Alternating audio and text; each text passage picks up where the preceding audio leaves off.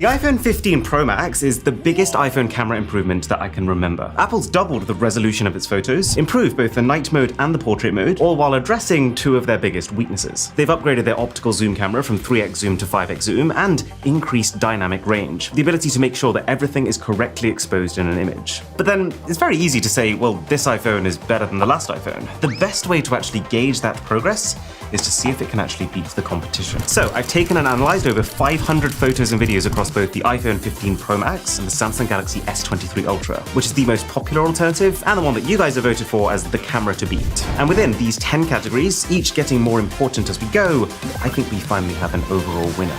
Starting with the front cameras, which is probably the area that the iPhone has least improved on over the years. But still, one thing that you do notice is this newfound focus on skin tones. It's one of those things that you don't fully appreciate until you see the side-by-sides, where the Samsung shot in isolation looks right-ish, but then you see the iPhone one and you realize, oh yeah, my shirt was that color. And yeah, the boat was like that, and of course, my hair is black, for now. But then at the same time, I do think the iPhone is severely in need of a hardware upgrade. Samsung has invested a lot into their selfie camera, and you can tell. You get more natural background blur in the images, and quite often some extra sharpness too. Plus, I also think Samsung just takes more flattering photos across all cameras, which is not necessarily what you want. Let's say I'm taking a photo of you and you're that far away from me, but a selfie, if you think about it, is a very intimate photo. You're very up close with your phone. And so I think for those shots, most people would prefer the subtle brightening and smoothing that Samsung does to make you look good, because the iPhone really does expose your flaws. But if you have any dreams of vlogging, then the iPhone does take it in terms of video on the selfie camera. Not because the Samsung's bad, it's actually improved a lot in the last few generations, but it's just the iPhone's high dynamic range is a little bit better, and it's also just much more resistant to grain. I think if you get into really dark areas, Samsung can get very grainy very quickly. Now, one of the new things, quite literally on the table for the iPhone 15 Pro Max, is zoom. This is the first iPhone that I would actually say is a good option for trying to shoot the moon or take out to a concert. I was actually scrambling to get some tickets to go and see Rick Astley live and test that theory, but since I couldn't, I decided to make Rick Astley at home. Too much smoke here. This is our simulation of a concert and what that would look like on both phones. And see, zoom is a complicated one, because both of these phones go about zoom in a very different way. The iPhone has a single 5x optical zoom lens, the Samsung has both a 3x and a 10x optical zoom lens. And so you end up in this very funny situation in which both look very similar at one time. Samsung looks better between 3x and 5x, in that middle ground after Samsung's first optical zoom is activated, but before Apple's has. Then as you hit 5x, Apple looks better, with not just more detail, but in a lot of cases more background blur too, because it is a good quality 5x lens. And then as you get to 10x, Samsung takes over again. But it's close this time. Samsung's definitely not twice as good like the magnification number might suggest. But here's the thing. As soon as you switch over to video, the iPhone wins at every single magnification. Even those points where Samsung technically has the edge in terms of its hardware, it's a product of the fact that this iPhone is the best iPhone for video ever, with the fact that Samsung phones in particular are quite sensitive to grain. There are times where it will shoot better zoomed content, it's just that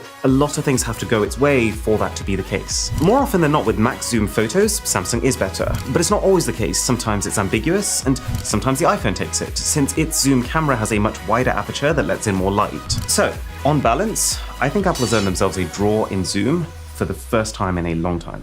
Something I think is often underappreciated, but still very important to the overall camera experience, is the camera apps. So who does it better?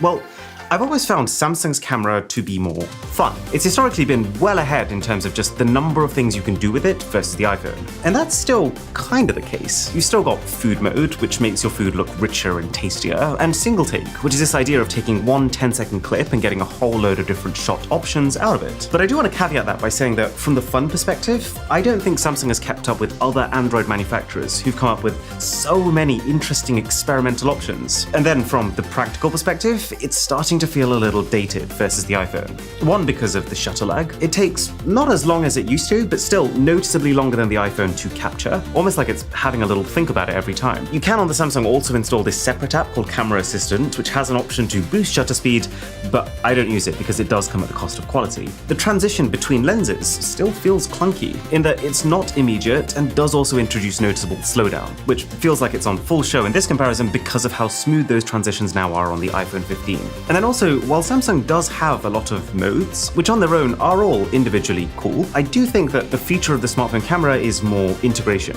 Like, less you having to think, oh, this is food, let me navigate to food mode, and more just your phone knowing that and doing it for you. And also, the Samsung is a very two-handed camera experience. Because all the controls are at the top, it's just not simple to change them all with the same hand that's about to take the photo. Now, the iPhone is not a perfect experience either. It could also do with an injection of creativity. Plus, in the pursuit of trying to tuck every single eyesore away and only trying to show you what you need to see at any one time, you will spend a lot of time gesturing to adjust things. And sometimes those gestures can overlap with each other. It can feel fiddly, but on balance between the two, I do prefer using the camera app on the 15 Pro Max. The new iPhone does also have this new action button, which can get into the camera quickly and get shooting straight away, but assuming that you're using your phone for normal photos in an upright position, it's not really any faster than Samsung's double tap and then using the volume down to actually take the photo. So we can pretty much just disregard that.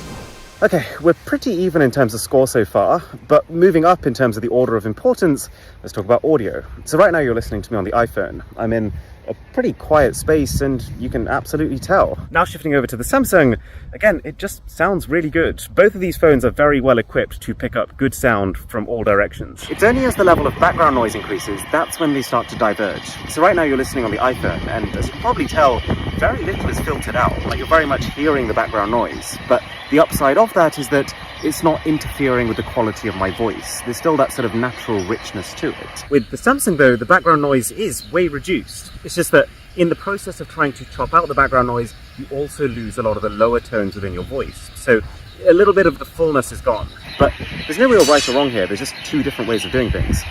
Okay, I love portrait mode. Anytime I'm taking a shot that I feel like I'm going to want to print out or post somewhere, it just feels right to use it, since it's a one-click way of doubling the production value of a shot. And with the iPhone 15 Pro Max, Apple has introduced both two massive perks and one massive con to this. The con is that the 3x optical zoom lens that we used to have, and the 3x zoom lens that Samsung still has, is, I would say, the best balance between being a flattering angle, i.e. keeping you far enough away from the subject that the shot doesn't look like it has a fisheye effect on it, but close enough that you're not having to leave the chair you're sitting in just to take it. And if we left it there, Samsung would be a bit of a no-brainer. Samsung's portraits are punchy, in a nice way. The edge detection is really strong, and that 3x lens is just convenient. But then there's those important perks that this new iPhone has. One, that you now don't need to specifically go into portrait mode to take a portrait. You just take a normal photo of a person, and then afterwards you can apply portrait mode if it feels right. Now, lesser known, but Samsung can actually do this too. But since there's no depth information in the shot, what you can't do is refocus on, let's say, something in the background.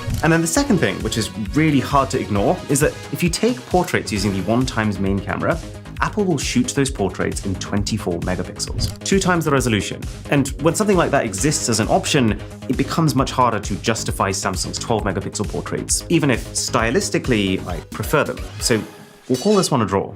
And now, just before the big three categories, let's run over special features, which is basically cinematic mode, slow-mo, and macro mode. Both phones' cinematic modes have come a long way since the features first debuted, which I was quite surprised to see on the Samsung, since the company is historically weaker when it comes to video, and also just never really talks about this feature, whereas Apple goes on about cinematic video a lot. Then you've got slow-mo, which is ironically also improving in slow motion. Every year getting a tiny bit better as phones let in a little bit more light and have slightly better sensors, but honestly, if only the tiniest bit of effort was put into it, with the amount of computational power on these phones right now, it could be something quite special. Do you know what? I'm just going to keep featuring slow motion in these tests, just in protest, because I just think it's wrong that it doesn't get more support. I'd say Samsung takes it slightly, just in the sense that it has 960 FPS super slow-mo at the hit of a bit more quality, if you fancy doing that. Macro mode, on the other hand, is getting attention, and it's great. I have to say I don't use it very often, but both iPhone and Samsung are very equally capable at it, just with different styles. The iPhone can technically get closer, and it kind of leaves objects looking a bit more natural, which is a bit less striking, but easier on the eyes. Meanwhile, Samsung processes very heavily, adding in a lot of sharpness to these macro shots, which you might like, you might find offensive. All of this is to say that for all of these special features,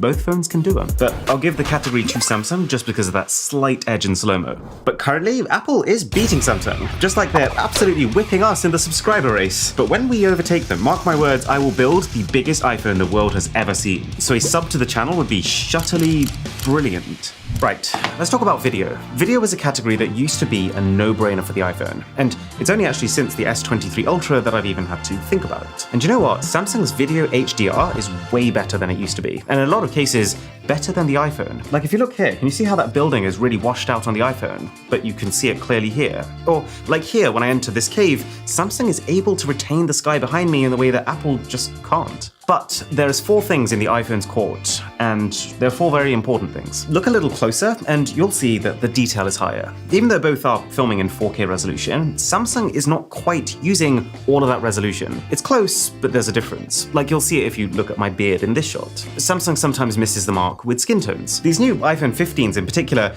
it feels like they're able to just latch on to what someone actually looks like and just hold it, no matter how much the scene is changing around them. Whereas it feels like Samsung is tweaking colors based on the scene. There's both phone's action mode / super steady, which are specific ultra stabilized videos that come at the slight cost of quality. There's actually another example of a phone feature that I think should just become integrated. Like the phone should be able to detect when you're moving fast enough that you need it and just switch to it. But for the time being going into this mode, the iPhone is the only one recording a clip that you might actually want to use somewhere. This is too much of a quality hit. But I would say the biggest thing is just Samsung's grain in low light. It's enough to cripple footage that, apart from that grain, honestly would be a strong contender for best smartphone video out there. But it's just a pretty severe Achilles heel to have, against something that Apple has specifically worked on to address on their new phone. They're saying that the A17 Pro chip inside the iPhone 15 is what allows an extra layer of noise removal. And yet, some of these yearly camera improvements that you see, they end up being negligible, but this you can tell. I mean, in this scene, it was so dark, I couldn't even see where I was going. But that's kind of wild that both of these phones can, although the iPhone with a significant amount more clarity. And this is also true for photos in lower light. Now, this is not as much of a blanket win as video is, because the Samsung doesn't have that noise problem in photos. And in a lot of those middle lighting conditions, even though the phone has more shutter lag, I actually find that it's much easier to blur a photo on the iPhone. Something within Samsung's image processing does a very good job at recovering from those slight hand spasms. But assuming that you are holding the phone steady, there's 3 things that have improved on the iPhone since last time here. First is the Smart HDR, which helps a lot in night scenes because they tend to be the ones that have to balance out really bright spots within generally dark images. And to be honest, I wouldn't say that the HDR is now outright better than Samsung, but it used to be noticeably behind. It's not anymore. And there's a couple of times where I've noticed something really clever going on, which I will show you with a shot of the Microsoft Store. I took this because this is one of the most complex, challenging lighting scenarios that you could possibly conjure up. It's got a mixture of warm light on the outside, cool light on the inside, and the inside of the building is brighter than the outside. Anyway, the Smart HDR on the iPhone has factored in all of this, and it's represented the image in a way that when I took it, and I was looking between the iPhone screen and the Microsoft Store behind, felt like it was spot on. But then what it feels like Samsung has done is tweaked its overall white balance using an average of the image as a whole. And by doing so, you'll notice that everything on the inside, including the Microsoft logo, has a slight blue tinge over it, and that everything on the outside, a slight red tinge that wasn't actually there in real life. The second thing is the resolution. So long as you're taking a normal photo on the iPhone and night mode doesn't activate, which it doesn't seem to now until you get very dark, you're taking a 24 megapixel shot compared to 12 on the S23. Now, to make one thing clear, the end result is not as different as that number might make it sound, because really in a lower light environment, no phone today can properly use 24 megapixels of resolution. But, peek into the windows of a shop or a bright street lamp, and the difference is also not subtle. And then the final tool that Apple has is when night mode does activate, while you do lose that 24 megapixel resolution, you gain photonic engine, which is basically Apple speak for tweak the colors and increase the detail. The thing is though, never are those things more important than when it gets really dark. It means you'll see more stars in the sky, you'll see your objects rendered with more clarity, you'll see grass and trees looking green as they should and not red. If at any point you think that these images are doing a bad job, by the way, just bear in mind at this point, my eyes could see nothing, so they're both pretty good. So what about daytime? Daytime photos is the single most important category for most people. And you know how I said that at nighttime the iPhone struggles to take advantage of the full 24 megapixel? Well, that's not the case anymore during the day. And it's almost a bit weird that in 2023 it comes down to megapixels, but this one thing really does just completely take the wind out of Samsung sales. Because yeah, you still get the usual differences in style. Samsung is more poppy, it's larger than life, it's sometimes a little too much and your face looks like a tomato. But then the upside of that is that it never under-delivers on warmth. So in situations where you really need it, it's better than the iPhone. iPhone largely leaves faces alone, Samsung gets involved and smooths things out. It's very hard to label either style as better or worse. My preference literally shifts from photo to photo, and both are now very well matched in terms of their ability to cope with challenging lighting and so on. But what is measurably better is having 2 times the amount of pixels to work with. Pretty much any time you zoom into a daytime shot, which you might do for a number of reasons, you might want to print it out and frame it, you might want to crop into it because you only like a certain part of it, you can tell the difference. You definitely still have to be looking for it, but if you are, you will find it. And we should clarify something important here. The Samsung has a 200 megapixel camera. That does count for something. It means that when you really want detail, you have access to it. But I don't think many people will use the 200 megapixel mode. It takes far longer to capture, the photos take up 10 times more space, you have to turn off portrait mode and the ability to capture a motion photo, your dynamic range suffers, and your ability to shoot in low light falls. Not to mention the processing time is ludicrous. And then even if you forewent all of that, the iPhone also has a high-res mode. It's only 48 megapixel, but the end level of detail is very similar to Samsung's 200. Samsung's is a little better if you have lots of light, but then the iPhone's high-res mode overtakes it a bit as the light starts to dip. I think both of these phones' super high-res modes are off the table for most people, and what's important about the new iPhone's 24 megapixel mode is that it's the default option, and that it comes with no extra compromise. Now, that advantage disappears when using the ultra-wide cameras, since both phones are using standard 12 megapixel sensors, and also the zoom as we've talked about. But assuming that you spend the vast majority of your time on the main camera, this is a big step forward with the iPhone that I'm hoping Samsung will be able to replicate with their next phone in 2024. Do remember that some categories are worth more than others, so even though this is a 6.5 to 3.5 to the iPhone, consider the things that are specifically important to you. But yes, if you point blank asked me which of these 2 cameras is better,